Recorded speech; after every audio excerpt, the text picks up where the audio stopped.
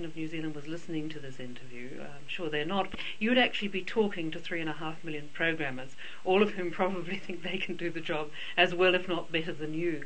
How do you make the decision with a huge audience out there, particularly at prime time, what to put on?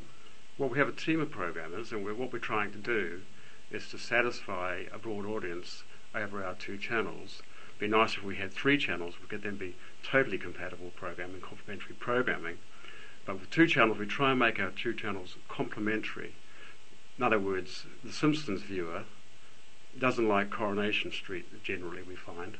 So therefore, we try and program those 2 programs against each other to satisfy a broad spectrum and give an alternate view. So basically you're looking for 100% of the audience, but a split. Are you looking for a 50-50 split? No, not necessarily. The 2 channels are targeted very differently. Television 1 is information seeking and primarily appeals to people looking for information, news, sport, quality British drama, basically British programming and a 25 plus audience. Channel 2 is an under 40 channel, entertaining, Simpsons, Cheers, unashamedly there to entertain people. How much relevance does advertising have to this? Presumably you have to pay for your programs.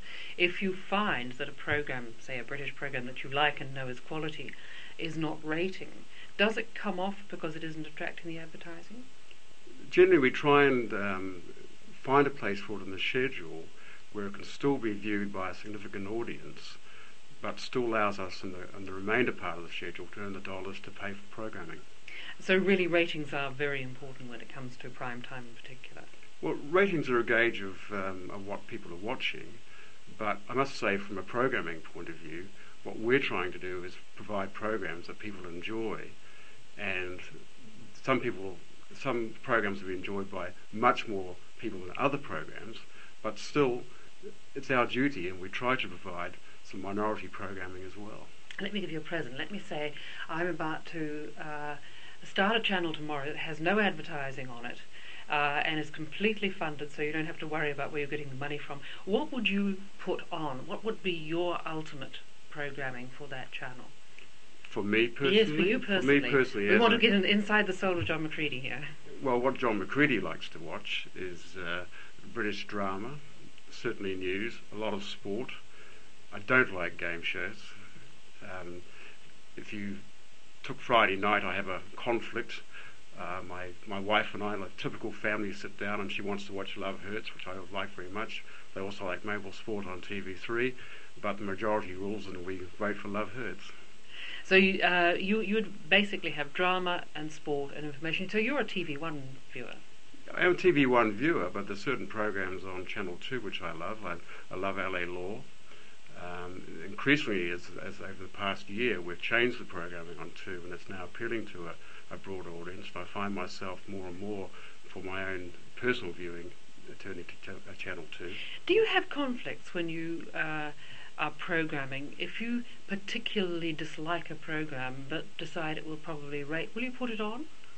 My own personal taste has nothing to do with what we program.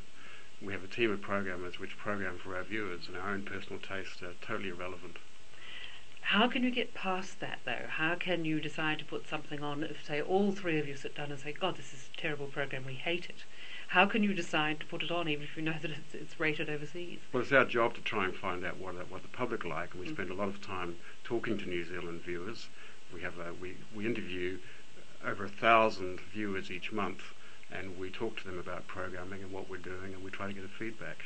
And so, in the end, the lousy program goes on if people are going to watch it. Well, it's only lousy to me, but my taste is not another person's taste, and we're trying to satisfy a wide range of tastes.